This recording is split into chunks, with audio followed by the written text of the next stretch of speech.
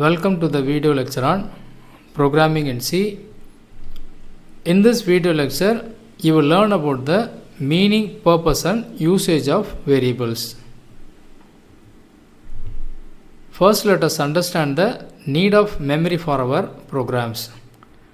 The primary motive of writing programs is to apply some formula on one or more user-specified values to find out the result and to convey the result to the user. For achieving this, we need to take some values as input from users, process the values by applying the formula and show the final result as output on the screen. Take the example of the formula for finding the factorial of a number. Given a value of n, we can use this formula to compute its factorial. For the factorial problem, the input is the value of n, the processing is the execution of the formula on the value of n, and the output is the factorial of n. For example, if 4 is given as input of n, then the output is supposed to be 24. We need memory to keep the values of n and the factorial of n. So some memory location will be allocated to the variable n where the value of n will be stored, and another memory location will be allocated for the variable fact where the result of the factorial will be stored. So variables are the names assigned to the memory locations that are allocated to the programs. We can refer to those memory locations with the help of the variable names rather than referring them using their memory addresses, which is very tedious to remember and follow.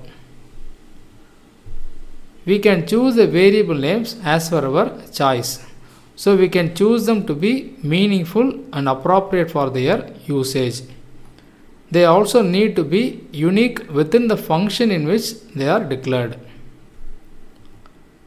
These are examples of meaningful variable names. Now that we have understood the need of variables, let us discuss about how to create them. First, programmers must decide the number of variables needed for their programs and mention all of them with their data types at the beginning of the function. This is called the variable declaration. In a way, variable declaration before their usage in program is similar to the seat booking on a bus before a travel. Variable declaration involves two parts: mentioning the data type of the variable and mentioning the name of the variable. Name is any word that is chosen by us. Compiler will not mind what names we choose as long as we don't violate the naming rules followed by the compiler. Let us discuss the role of data types in variable declarations. First, let us know the various data types that are available in C. These are the various data types that we have in C. Initially, we will make use of only the primary data types. Int indicates integers, which are numbers without fractional part. It can be positive or negative. Examples are 1, 100, 250, etc. Char indicates a single character or alphabet from A to Z. Float means floating point numbers in which the numbers can also have fractional part.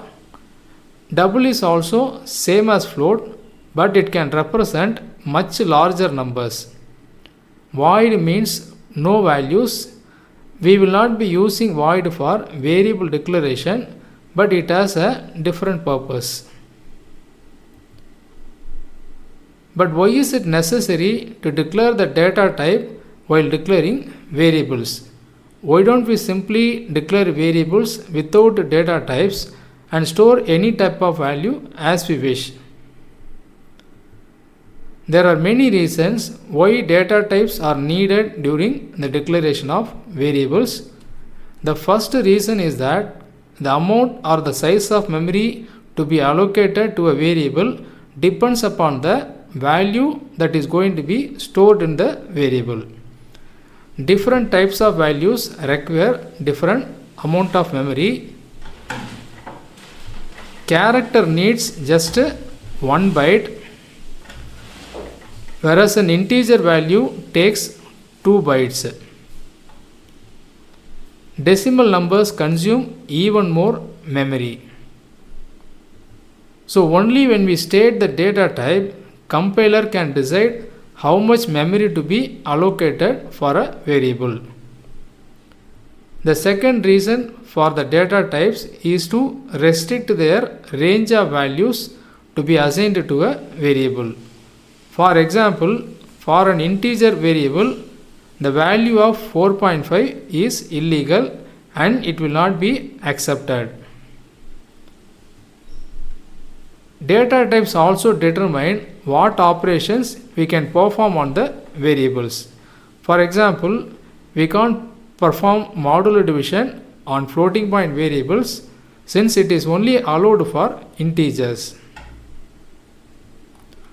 Here is the list of basic data types in C with their memory sizes in bytes. Now let us look at some examples of variable declarations. In the first example, roll number is declared as an integer variable.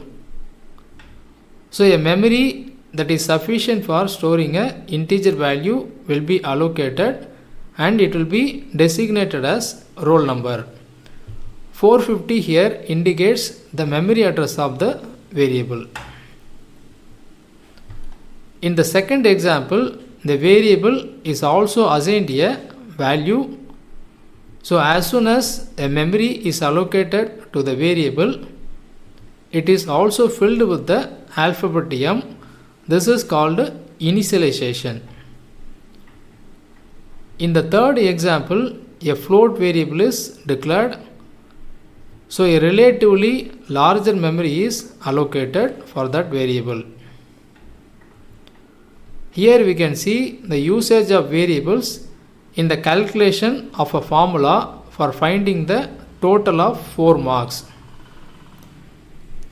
First, the memory locations are allocated to all the variables. Then the marks variables are initialized with the values that are provided in their declarations. Then the total is calculated by adding the values of the 4 variables. In our programs, we can have any number of variables and any types of variables. It is only decided based on the problem we are solving by our programs.